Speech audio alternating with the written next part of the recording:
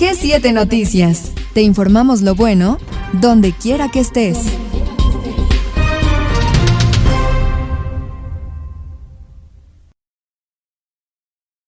Amigos de G7 Noticias, y como ustedes lo saben, nos encanta informar lo bueno. Nos gusta que sepan lo bueno que están haciendo los mexicanos, lo que se está haciendo en nuestro país, y para mí es un gusto poder recibir a través de G7 Noticias en todas nuestras frecuencias, en este momento, al doctor Enrique Dafont Reylux Rojas. No sé si lo pronuncié bien, doctor, pero tú corrígeme si no lo hice. Muy buenas tardes, qué gusto tenerte con nosotros. Hola Rodolfo, muchas gracias. Al contrario, muchas gracias por ponerle atención a este tema tan importante para nosotros y para todos.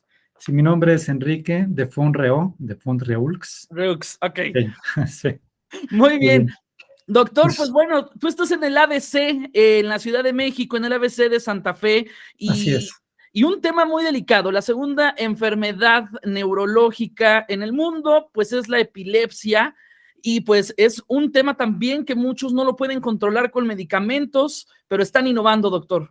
Así es, justamente, Rodolfo. Yo soy neurocirujano, estoy en el Centro Médico ABC de Santa Fe y estamos sí muy contentos porque llevamos más de 4 años trabajando en un proyecto que requerido que nos capacitemos varios doctores. Somos un grupo bastante extenso de médicos especialistas que pues, nuestro objetivo es poder implementar un nuevo tratamiento para tratar pacientes que de otra forma no podrían tratarse, en específico de personas que tienen epilepsia de difícil control. Y si me permites ponerlo primero en contexto de qué es la epilepsia y la cantidad de gente que la padece. Claro. Como ya decías muy bien, es la segunda enfermedad neurológica más importante del mundo. Es una enfermedad que puede afectar a cualquier persona en cualquier momento de la vida, de cualquier género, de cualquier nivel socioeconómico. Nadie estamos exentos. En los dos extremos de la vida, o sea, cuando somos más pequeñitos y cuando estamos ya en la edad más adulta, es cuando es más probable que tengamos algún tipo de epilepsia, pero en cualquier momento de la vida podemos tenerla.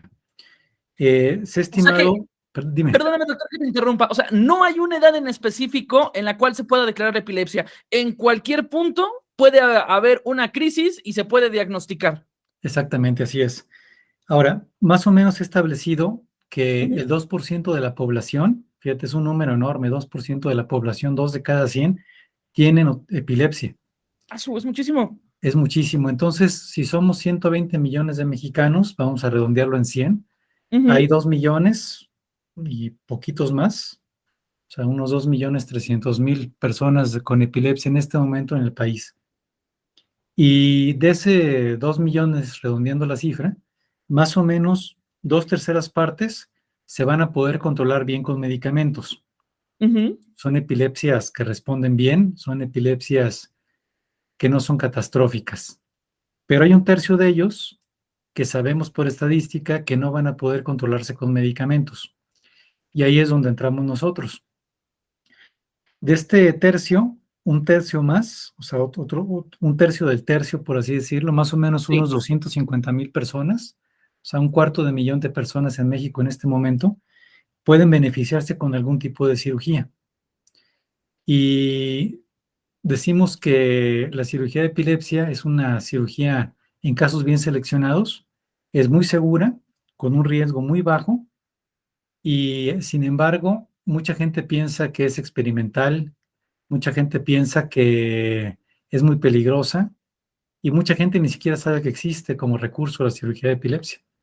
Entonces, por eso nos entusiasma tanto que nos hayas contactado tú para preguntarnos sobre esto, porque sí nos hace muchísima falta que la gente conozca que hay solución en un número muy alto de personas que no tienen un buen control con medicamentos. Doctor, el ácido valproico entonces no le funciona a cualquier paciente. Cada persona es diferente. Hay mucha gente, estos 2/3 de personas sí pueden responder bien con medicamentos como el ácido valproico, la fenitoína, carbamazepina. Más o menos hay 46 medicamentos a nivel mundial en investigación y de Ujú. los cuales 36 se utilizan en este momento en las personas. O sea, hay una gran variedad de medicamentos. Sin embargo, ningún medicamento anticonvulsivo está diseñado para revertir ni para curar la epilepsia. únicamente para controlar las crisis. Doctor, a ver, la gente que nos está escuchando, nos está viendo, ¿cómo pueden saber que tienen epilepsia? ¿Qué diferencia hay entre un desmayo, una convulsión? ¿Cómo pueden darse una idea de que a lo mejor están padeciendo epilepsia? Sí, ese es un punto muy importante. La primera es que en los desmayos, pues la gente ocurren súbitamente, eso es parecido a las dos. Pero en los desmayos, la gente normalmente hay veces que siente como un mareo, una sensación de sudoración fría, y de repente a veces palpitaciones, y de repente pues ya tienen el desmayo. Y cuando se desmayan, sí pierden el conocimiento, pero normalmente los que se desmayan están flácidos. Ujú. Y en las crisis convulsivas, normalmente tienen la mirada abierta, o sea, tienen los ojos abiertos, la mirada fija, a veces la desvían hacia algún lado o hacia arriba, y tienen las famosas convulsiones, ¿no? Los movimientos violentos Involuntario. generalizados de todo el cuerpo, que son autolimitados y pueden durar algunos minutos. Pero también hay otro tipo de crisis epilépticas que son las ausencias, que también son muy importantes. Que de repente la persona, por ejemplo, está platicando como tú y yo ahorita, Ujú. y de repente súbitamente tiene un arresto de la actividad, o sea, deja de hacer lo que está haciendo. A veces la mirada está fija, a veces tiene como una especie como de chupeteo, a veces como unas manipulaciones con las manos, y de repente pasa la crisis y se dan cuenta que algo pasó porque ya le perdieron el hilo a la conversación, o de repente están viendo la tele y ya están los anuncios, entonces pues, se desconectaron por un rato. Eso Órale. también es una crisis. Y sin necesidad de haber tenido movimientos involuntarios. Exactamente, son unas crisis con arresto de actividad, como de ausencia, se decía antes. O O les sea, no llamamos como de que una me quedé forma. ahí parado en mi mundo y no, fue una crisis. Y fue una crisis. Y hay veces que son tan breves que la gente ni cuenta se da. Wow. Sí, Hay que hacer un electroencefalograma para diagnosticarlo. exactamente. Esa es la primera recomendación, que la gente, si tiene algún tipo de epilepsia, vaya con algún neurólogo, con algún especialista, para que le hagan electroencefalograma. En algunos de ellos se necesita algún estudio como resonancia magnética y ver si se puede identificar cuál es la causa de la epilepsia. Muchas de ellas son curables. Si no son curables, si no responden bien con medicamento, la recomendación es ir a algún centro especializado en epilepsia, como el nuestro, en el Centro Médico ABC o en otros más que hay. Pero aquí la diferencia es que, sobre todo en los casos más complejos que no responden bien con medicamento, ahora les podemos ofrecer, además de la cirugía de epilepsia convencional, la novedad es que estamos haciendo algo que se llama estereoelectroencefalografía. Ok. ¿Y Creo que esto qué es, doctor? A ver, explícanoslo en español porque pues eso lo van a entender muy padre los médicos, pero a ver, cuéntanos, por favor. no creas, pocos médicos también lo conocen, porque apenas hemos hecho los primeros casos en México a partir de junio. Oye, ¿dónde se Entonces, empieza primero? ¿Dónde se empieza este procedimiento? Por lo me, que leí es el SEG, ¿no? Para identificarlo fácil. sí, primero, si quieres te platico lo que es y luego platicamos de la A historia. ver, órale, a ver, va. En los casos en los que tienen epilepsia que no se puede controlar, o que tienen epilepsia, bueno, que no se pueden controlar, y en la resonancia magnética y en el electroencefalograma no logramos identificar de dónde vienen las crisis, para eso está la electroencefalografía, pero la estereoelectroencefalografía. O también en las personas que sí sabemos de dónde se inicia la crisis, pero vienen de un área, decimos, elocuente. Por ejemplo, cada parte del cerebro tiene una función diferente, que Ujú. inicia, por ejemplo, en el área del lenguaje, en el área del movimiento, en alguna zona con funciones importantes. También para eso está la estereoelectroencefalografía. Entonces, esto consiste en que hacemos una resonancia magnética, pero con unas características especiales de muy alta resolución. Sí. Esa la guardamos en una computadora, en un software. El software hace una reconstrucción tridimensional. Y entonces nosotros debemos de tener una hipótesis, una teoría de dónde vienen las crisis. Por ejemplo, del lado derecho, del lado izquierdo, anteriores, posteriores. Una vez que tenemos más o menos una hipótesis, aunque no tan precisa como para operar, entonces decidimos implantar la estereoelectroencefalografía. Consiste en eso, Ujú. en implantar de una forma muy segura, a través de perforaciones de menos de 1 milímetro de diámetro, muy, muy Muy pequeñitas, pequeñas. orificios casi como de alfiler, adentro del cerebro directamente, en diferentes partes, según lo necesitemos. Cada persona es diferente. Entonces, estos electrodos son muy delgaditos, te digo, miden 0.8 milímetros, o sea, no llega a 1 milímetro el diámetro, pero tienen diferentes puntos de registro. Entonces, nosotros los introducimos guiados por un aparato muy preciso que en el software, antes de hacer la cirugía, diseñamos las coordenadas, establecemos todas las trayectorias. Entonces, eso lo guardamos en el software. Y el día de la cirugía, colocamos este sistema de coordenadas sobre la cabeza del paciente. Sí. Entonces, es donde ponemos a funcionar el software con todas las trayectorias. Y entonces ponemos cada uno de las coordenadas en las partes que necesitamos del cerebro.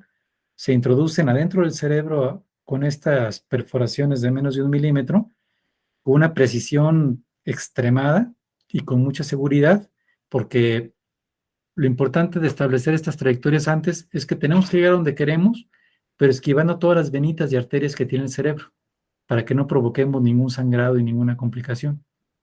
Claro. Entonces, una vez que introducimos 2, 3, 4, 5, 10, los que se necesiten, electrodos en diferentes partes, esto se hace en el quirófano con el paciente dormido, los llevamos a una unidad de terapia, de vigilancia. Entonces, estos electrodos, estos cables, están conectados a unos cablecitos que se conectan a una computadora, y la computadora está registrando todo lo que pasa durante las 24 horas, grabado con una cámara de video. Entonces, podemos registrar las crisis. Y si antes no sabíamos de dónde venían, con el registro directamente adentro del cerebro, podemos tener una idea muy precisa, no nada más de dónde viene, sino dentro de un espacio tridimensional. Pues podemos saber si de aquí viene para acá y luego se regresa, a qué velocidad sucede todo esto, si es un solo sitio de inicio o son varios tipos de inicio. Entonces, en los casos en los que no teníamos claro qué estaba pasando, con esto sabemos con una precisión extraordinaria qué es lo que está pasando. Entonces, esto nos permite, a su vez, en algunos casos, nosotros podemos aplicar una corriente eléctrica muy segura. Todo esto está muy, muy estudiado, muy estandarizado. Es una corriente eléctrica muy, muy sutil, donde creemos nosotros que están originándose las crisis. De tal forma que podemos provocar crisis para confirmar que efectivamente vienen de ahí. Te digo, en casos en los que no sabíamos nada, ahora podemos tener la precisión de exactamente dónde está y hasta cómo activar ese botón de inicio de la crisis para confirmar que de ahí vienen. La utilidad para el paciente de todo esto es que a través de esos mismos electrodos podemos hacer un tratamiento. Podemos generar una lesión por calor, o en otros casos podemos ya establecer una estrategia para operar ya abriendo. En los casos en los que podemos a través del mismo electrodo tratarlos, lo hacemos en la habitación del paciente, la persona está despierta, platicando, no siente ningún dolor, y el día siguiente se van a su casa. Ok. Fíjate las puertas que nos abre este recurso de la estereoelectroencefalografía. Estamos hablando de personas que eran inoperables, que tienen una calidad de vida muy mala. Ahora de repente con esto, con mucha seguridad, sin dolor, con un riesgo de 1.5%, el 80%, 75-80% se pueden curar. Casos que eran catastróficos sin ninguna esperanza de otra forma. Pacientes que ya no tenían calidad de vida, que ya no podían salir solos a la calle por miedo a tener una crisis. Doctor, ¿en cuánto tiempo tendrían que tener estos electrodos implantados en el cerebro? Eso es muy variable, cada persona es diferente, pero hemos tenido pacientes que con 3 días de tener los electrodos implantados, por ejemplo, del paciente que te estoy hablando de los 3 días, que es el más breve, Sí. en esos 3 días registramos más de 30 crisis, de tantas convulsiones que tenía al día. Y hay otros pacientes que se han requerido una semana de estar con los electrodos implantados porque tienen menos crisis que este primer caso que te platico. Entonces, hay veces que un día sí y un día no tienen crisis, entonces por eso requieren más días. Entonces, los dejamos con estos electrodos colocados, te digo, no causa ninguna molestia, están despiertos, están en su habitación, descansando, comiendo, platicando, viendo la tele mientras los registramos. Y una vez que tenemos la información suficiente, ya sea 3, 4, 5, 10, 30 crisis las que se necesiten, si tenemos ya este mapa tridimensional desde el punto de vista eléctrico, ¿no? Esta red, de dónde inicia, cómo se propaga, cómo se comporta, una vez que terminamos ese registro, o los podemos retirar para hacer otro tipo de cirugía, o por el mismo electrodo se puede, sin otra cirugía más, se puede hacer este tratamiento por medio de calor. Ok. Doctor, ¿hay algún factor físico que pueda detonar una crisis epiléptica? Algunos que sí son facilitadores, por ejemplo, el ayuno, la deshidratación, el estrés, el desvelo, algunas cuestiones hormonales también pueden detonarlo. Entonces, sí hay algunos factores físicos que son bien identificados. El alcohol, por ejemplo, también. Y, por Ok. supuesto, algunos estimulantes cerebrales, claro. Doctor, pues sin duda alguna esta es una esperanza para todos esos pacientes que han perdido calidad de vida, que han creído que ya no hay respuesta, que no hay soluciones. ¿En dónde te pueden encontrar? ¿Dónde pueden acceder a este tratamiento? Así lo creemos. Yo estoy en el Centro Médico ABC de Santa Fe y mi nombre es Enrique de Font, me dicen, aunque el apellido es más largo, lo abreviamos. Y mi teléfono es el 55-7946-2798. 55-7946-2798. Ahí está Jessica de lunes a viernes de 10 a 6 atendiendo las llamadas para agendar las citas. Doctor, pues entonces, sin duda alguna, esperemos que pues mucha gente, oye, pues son 2 millones de pacientes que a lo mejor y ni siquiera saben que tienen epilepsia y los que han perdido esa esperanza, pues que te contacten y recuperar esa calidad de vida. Sí, de 2 millones se calcula que más o menos 250,000 pueden llegar a requerir cirugía de epilepsia en México en este momento. Ok, oye, ¿cuántos pacientes van en nuestro país y en el mundo? ¿Dónde nace este procedimiento? Nos faltaba eso. Sí, este procedimiento nace en los 60s en Francia, pero en aquella época, en los 60s, no existía ni siquiera la tomografía, mucho menos la resonancia magnética. Entonces era un procedimiento que se hacía con un sistema de coordenadas. Para que te des una idea, tenía muchas, era una como rejilla con muchas perforaciones. Haz de cuenta como los antiguos tableros de las operadoras de teléfono, que ponían y quitaban los cablecitos a través de los hoyitos. Haz de cuenta así, pero milimétrico. Pero un procedimiento casi a ciegas, porque no había forma de orientar, no se podía saber si hay alguna venita, alguna arteria ahí. Entonces, aunque se inventó hace muchas décadas, pues prácticamente quedó en desuso, porque no, o sea, como que fue muy adelantado a su época, porque no había forma de ver adentro el cerebro, ¿no? Entonces quedó pues prácticamente con un uso muy limitado, y realmente cuando tiene una explosión, el primer caso que se hizo en América fue en Estados Unidos, y fue en 2009. Ok. O sea, muy reciente. O sea, Tiene muy poco tiempo. Así es, y nosotros llevamos casi 5 años preparándonos para todo esto y finalmente ya empezamos a hacerlos a partir de junio de este año aquí en México. Justo esto te iba a preguntar, junio del 2022, entonces es el parteaguas para nuestro país. Así es. Ok, oye, ¿y cuántas cirugías más ya tienes previstas? Hay 3 casos más que pensamos hacer en el próximo mes. Muy bien, doctor, pues vamos a estar muy pendientes de todos estos avances que hagan allá en el ABC de Santa Fe, en el área de neurología. Gracias por tomarnos la llamada, gracias por tu tiempo. Al contrario, para nosotros es importantísimo que los medios como tú, Rodolfo, nos hagan el favor de difundir todo esto, porque la solución ahí está y hay mucha gente que no la conoce. Muchas gracias, doctor. A ti, Rodolfo, qué gusto. @G7 Noticias en Facebook, Twitter, Instagram y YouTube. Visita nuestro portal web g7noticias.com.mx. Te informamos lo bueno donde quiera que estés.